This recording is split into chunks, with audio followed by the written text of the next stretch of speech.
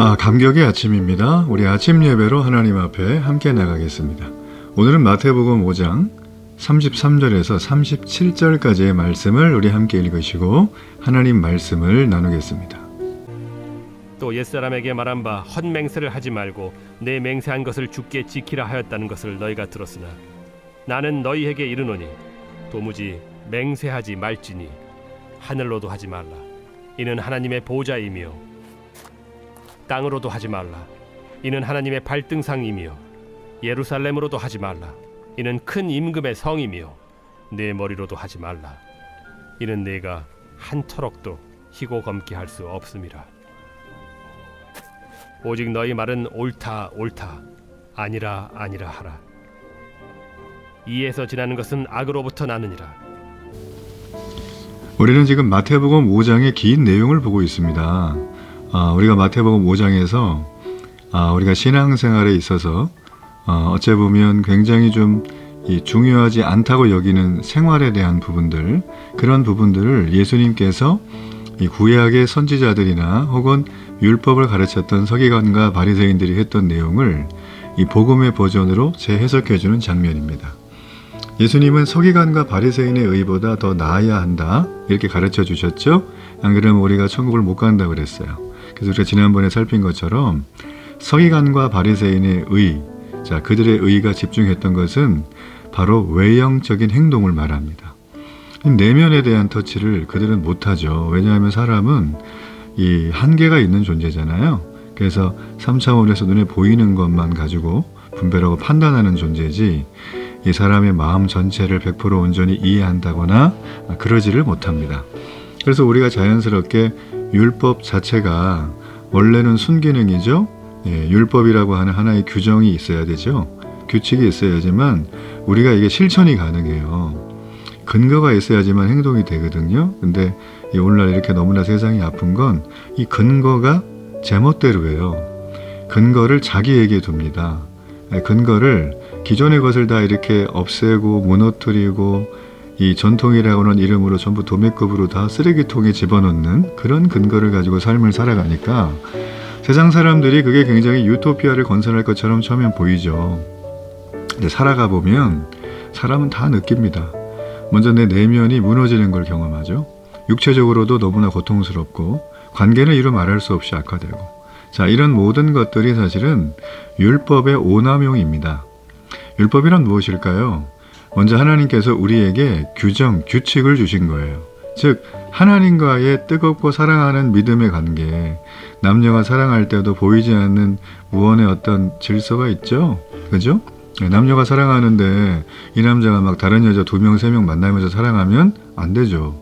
여자도 마찬가지입니다. 남자를 사랑하는데 이미 결혼한 여자다. 이것도 안 되는 거예요, 사실은. 그래서 그 보이지 않는 그 질서들을 서로 존중하는 마음을 서로는 다 느끼는 거예요. 그러니까 율법이라는 건 하나님과 우리와의 관계 속에서 그 보이지 않는 질서가 보여지게 만든, 이 성문화한, 눈에 보이는 문장화시킨 것이 바로 이것이다 라는 것입니다. 그래서 우리가 오늘 살펴야 될 이 맹세하지 말라는 맹세하면 안 되지, 나빠, 이렇게만 접근할 거는 아니다. 오늘 예수님은 이 부분을 어떻게 우리에게 말씀하시는가. 우리가 오늘 10계명의 9계명에 나와 있는 거짓 증거하지 말라. 우리가 그 부분을 좀 우리가 명확하게 봐야 합니다. 오늘 여기 나와 있는 이 맹세 금지에 대한 예수님의 이 선명한 메시지가 있죠. 34절부터 37절까지는 예수님께서 너네 옛날에 서기관과 바리새인들이 가르치고 있는 그 율법에 맹세하지 말라면서 하면서 그게 원래 그게 아니라 이런 뜻이야라고 지금 얘기하는 거예요. 쭉 보면 37절에 보면 정리되신 말이 나와요. 오직 너희는 말을 할 때 옳다 아니라만 하라는 거예요. 이걸 넘어가면 스스로 악의 꿰매에 빠져 들어간다라는 거죠. 과연 이게 무슨 얘기인가?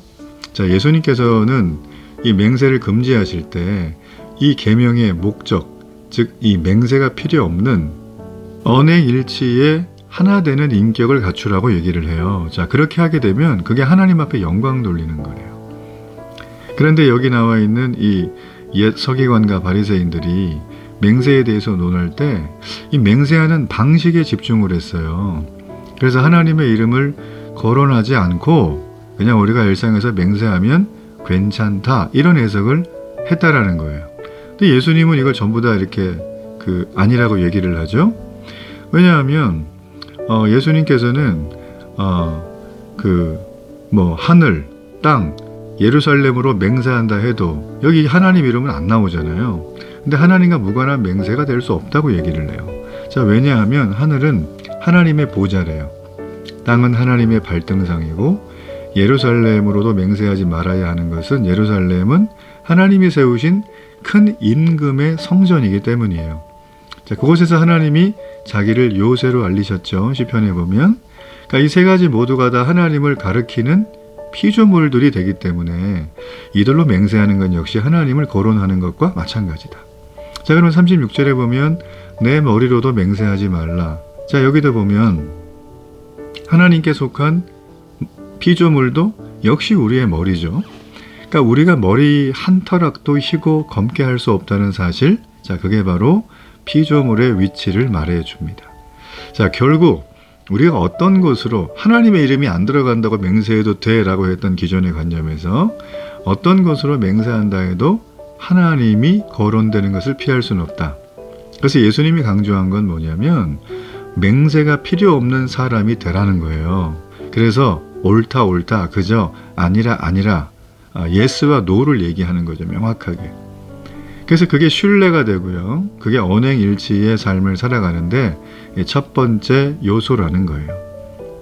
그래서 하나님을 거론하며 맹세해도 정작 이행하지 못하는 우리의 모습은 이 모든 게 다 악의 출발이라는 거죠. 그렇죠, 그죠? 자, 오늘날은 여러분 이 금방 말씀드린 것처럼 이 맹세라는 말 자체가 거짓말과 연결이 돼요. 거짓말과. 그래서 9계명에 거짓 증거하지 말라는 계명이 사실 맹세와 연관된 말입니다. 자, 보십시오. 내가 그리스도인인데요. 일을 할 때 내가 하는 말 한마디가 그 어떤 맹세보다도 믿을 수 있는 보증수표가 되는 말이라면 저는 그분은 신앙생활을 올곧게 바로 했다고 생각합니다. 세상에서는 우리의 말을 들으며 그 사람의 말에 어떤 감정이나 상태를 이해를 하죠. 그리고 그 사람과의 관계를 시간을 가지고 계속 하다 보면 그 사람의 말의 진실 여부를 어느 정도 캐치하게 됩니다. 그래서 여러분 우리가 이 말이라고 하는 이 한마디는 이 말 자체에서 우리가 정말 혀의 권세가 사람을 죽이기도 하고 살리기도 하죠. 그렇죠? 그래서 이 말, 혀 이게 또 이제 우리에게 맹세 그리고 이제 거짓 증거까지 쭉 이어지는 것들이거든요. 그래서 그 출발점 자체는 우리의 보이지 않는 내면에 있는 것들이 말로 드러나요. 생각이 말로 드러나는 거죠. 그러니까 우리의 생각이 이 부분은 하나님 없어도 내가 알아서 할 수 있어 하는 그런 것들이 있잖아요. 지금 예수님 말씀하셨어요. 그런 건 세상에 하나도 없다라는 거예요.